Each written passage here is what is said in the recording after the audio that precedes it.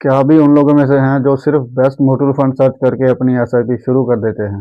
रुकिए, अगर आप बिना किसी प्लानिंग के सिर्फ ज़्यादा रिटर्न के लालच में किसी भी फंड में पैसा डाल रहे हैं, तो यकीन मानिए आप प्रॉफिट नहीं बल्कि अपने लिए एक बहुत बड़ा आर्थिक नुकसान तैयार कर रहे हैं। आज के इस वीडियो में मैं आपको वो 3 सीक्रेट बताऊंगा जो सफल इन्वेस्टर बनने के लिए ज़रूरी हैं। और हाँ, वीडियो के बीच में आपको एक ऐसी टैक्स की सच्चाई बताऊंगा जिसे सुनकर आपके होश उड़ जाएंगे। दोस्तों, आज हम बात करेंगे कि एसआईपी शुरू करने से पहले आपको किन किन बातों का ध्यान रखना चाहिए। सबसे पहले बात करते हैं कि फंड नहीं, पहले लक्ष्य चुनें। ज़्यादातर लोग मुझसे पूछते हैं, सर सबसे अच्छा फंड कौन सा है?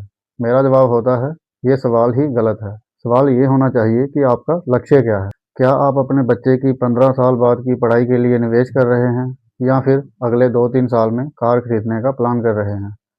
याद रखिए, म्यूचुअल फंड कोई जादू की छड़ी नहीं है। अगर आपका नज़रिया सिर्फ 1-2 साल का है तो इक्विटी म्यूचुअल फंड आपके लिए नहीं है।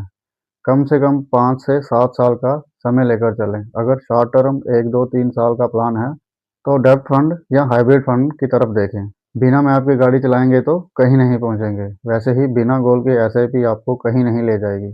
उसके बाद दोस्तों, अपनी रिस्क लेने की क्षमता को पहचानें। क्या आप जानते हैं कि स्मॉल कैप फंड्स में पैसा लगाना जितना लुभावना दिखता है, उतना ही खतरनाक भी हो सकता है?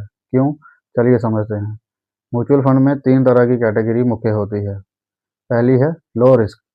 यहाँ रिलायंस और टीसीएस जैसी दिग्गज कंपनियां होती हैं। रिटर्न स्थिर लगभग 12% मिलता है। दूसरा है मॉडरेट रिस्क। यहाँ रिस्क थोड़ा ज़्यादा है पर रिटर्न भी 15 से 18% तक जा सकता है। उसके बाद है हाई रिस्क। यहाँ छलांग बड़ी होती है पर गिरने का डर भी सबसे ज़्यादा होता है। अगर आप रात को शांति से सोना चाहते हैं और पोर्टफोलियो में 20% की गिरावट नहीं देख सकते तो स्मॉल कैप से दूर रहें। अपनी रिस्क सहने की क्षमता के अनुसार ही फंड चुनें। अब बात करते हैं टैक्स की। यहाँ बहुत से लोग कंफ्यूज होते हैं। ध्यान से सुनिए, अगर आप 1 लाख से ज़्यादा का प्रॉफिट कमाते हैं तो आपको 12.5% long term capital gain tax देना होता है। लेकिन घबराइए मत, ये टैक्स आपके पूरे निवेश पर नहीं बल्कि सिर्फ आपके मुनाफे पर लगता है। और सबसे अच्छी बात, हर साल 1,25,000 तक का प्रॉफिट टैक्स फ्री है। तो जो लोग सोचते हैं कि रिटर्न में ज़्यादा टैक्स लग जाएगा, वो पूरी तरह गलत है। टैक्स सिर्फ एक बार देना है, जब आप पैसा निकालेंगे, जबकि रिटर्न आपको हर साल कंपाउंडिंग के साथ मिलता रहता है। अब एक और इम्पॉर्टेंट बात कि बाजार की गिरावट में घबराएं नहीं, खरीदारी करें। जब मार्केट गिरता है तो लोग अपनी एसआईपी बंद कर देते हैं। ये सबसे बड़ी गलती है। सोचिए, अगर आपकी पसंदीदा दुकान पर सेल लगी हो और सामान सस्ता मिल रहा हो तो क्या आप भाग जाएंगे?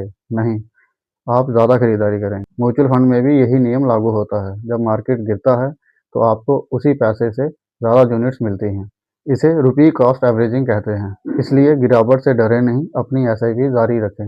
एक बात और, अगर आप अपनी एसआईपी की रकम को हर साल सिर्फ 10% भी बढ़ाते हैं स्टेप अप एसआईपी से, तो आपका फाइनल कॉर्पस उम्मीद से कहीं ज़्यादा बड़ा हो सकता है।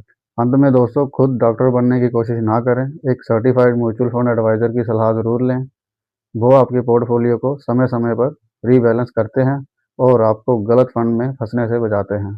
फाइनली दोस्तों, पैसा आपका है, इसलिए आखिरी फैसला भी आपका ही होना चाहिए। मेरा काम है आपको सही जानकारी देना ताकि आप किसी जाल में ना फंसें। अगर वीडियो हेल्पफुल लगी हो तो लाइक करें और चैनल को सब्सक्राइब ज़रूर कर लें, क्योंकि मैं रोज़ यहाँ आपके लिए ऐसे ही बेस्ट इन्वेस्टमेंट नॉलेज वीडियोज़ लाता रहता हूँ। तब तक के लिए खुश रहिए, सुरक्षित रहिए और समझदारी से निवेश करते रहिए। मिलते हैं फिर अगली वीडियो में।